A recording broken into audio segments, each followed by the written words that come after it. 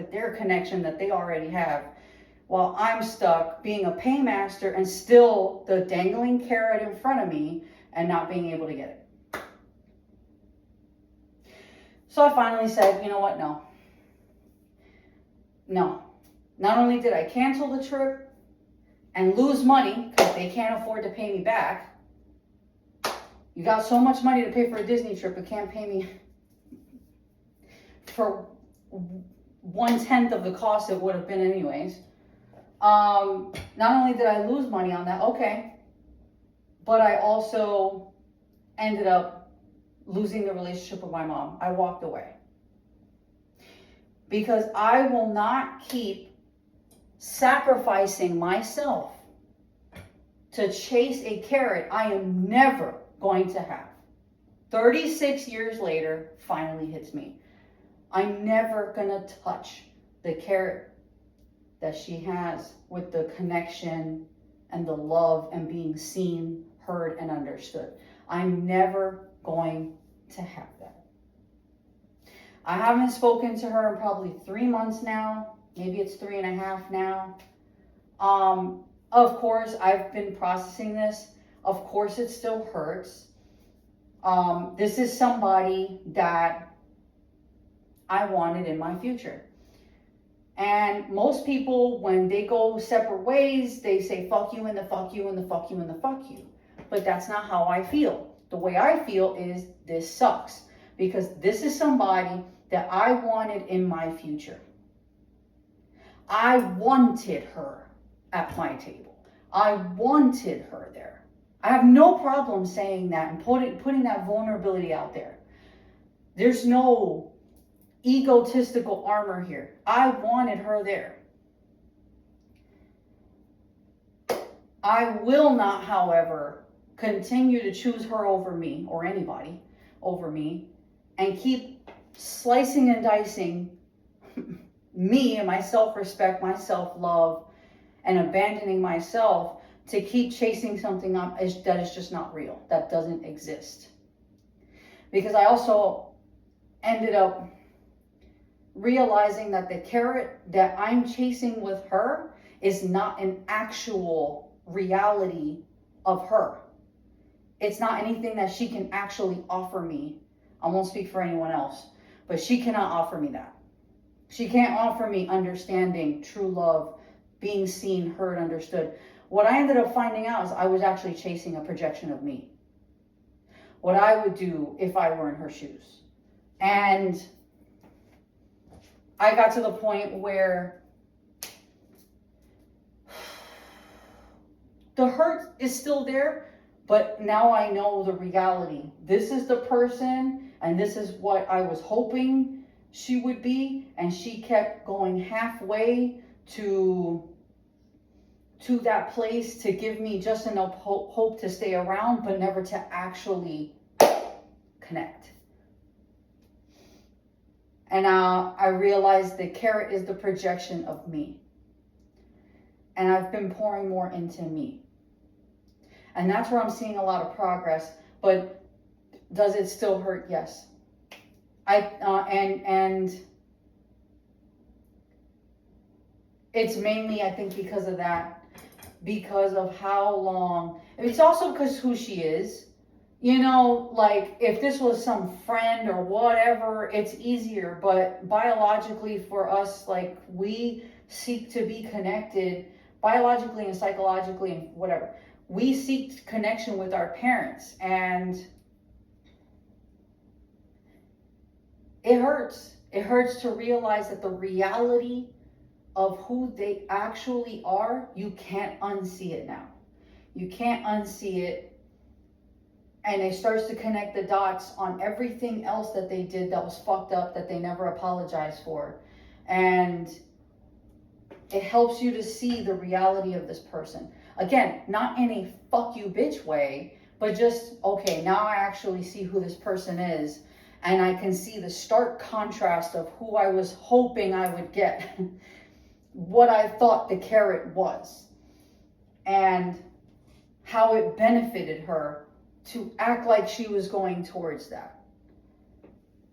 And the calling me every day asking for guidance, and the eating better and the exercising, I think it could have been that too, but I think for her it's for vanity purposes. But whatever, that's besides the point. The sending her the advice, anything I learned, new information, I sent it her way. I mean, it was, everything I poured into her was enriching, and she picked at it by minuscule and didn't apply any of it. So when she was picking, though, it's like it was giving me false hope that maybe she might actually want to grow and be a better person and develop herself. But no, this is, no matter what, the same person. And what happened in January 2026 showed me the same person that I've been chasing since I was a kid. Same tactics, same everything. It's just the same cycle that's been going on for years. And this is not to shit on her. This is me, like, accepting the reality. It just hurts. Because I wanted that for so long. I wanted a deep connection with her. I wanted to be seen, understood, and loved for who I am. I wanted that from her. And I kept, through her half-ass efforts, kept thinking she was going to do it. And then the moment I take a step towards it too with her, she shoots back with the whole cycle, and it hurts me. And then she just expects me to just drop it and act like we're cool the next day and don't tell nobody.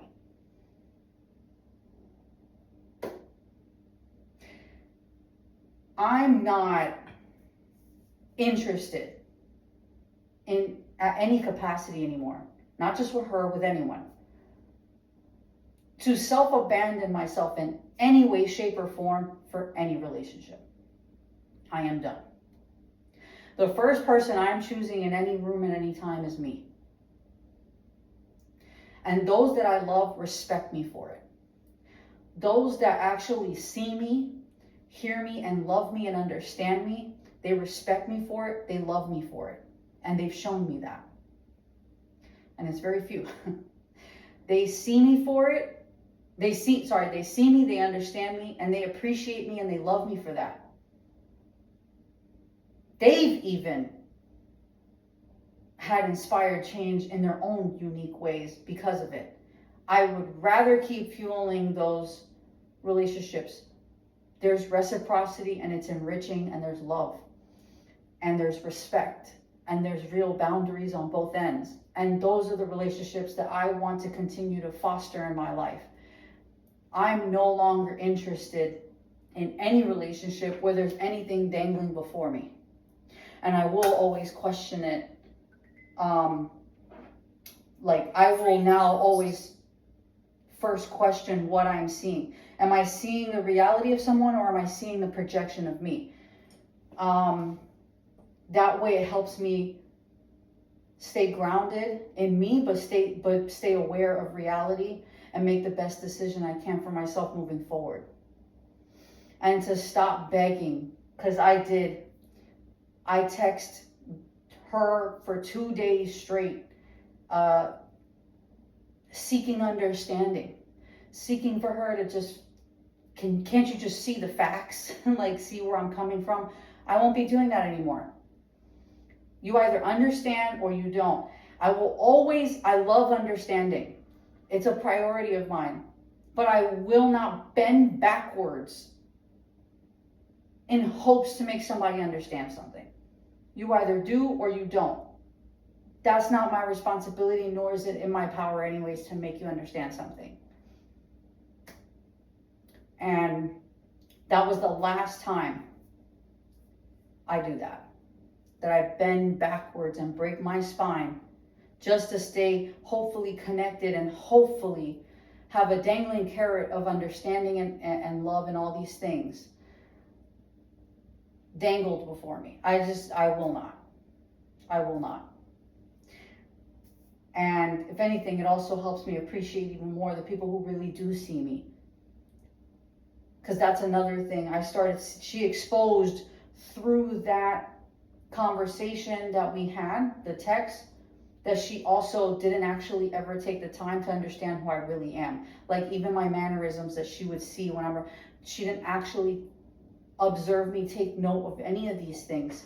Because the very thing that she's saying I don't do, everyone that actually knows me knows I do this every day. Which has changed my mind. I always change my mind. Always. I am fluid.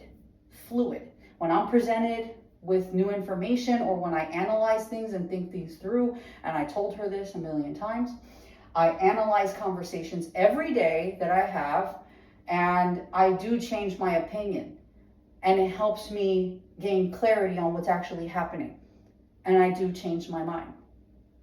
She didn't pay attention to that because it doesn't benefit her to. Meanwhile, everyone else who knows me knows that.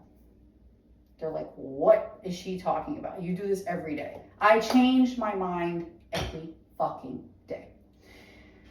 I question everything. I change my mind every day. So that's also something that hurts. She didn't pay attention to who I actually am. It's not like it benefited her anyways, because she was already benefiting off of just whatever she was getting from me, instead of actually paying attention to me. It's not me that mattered. It was her that mattered to her, and what she can benefit off of. That's it. It's what can she get from the relationship. So, and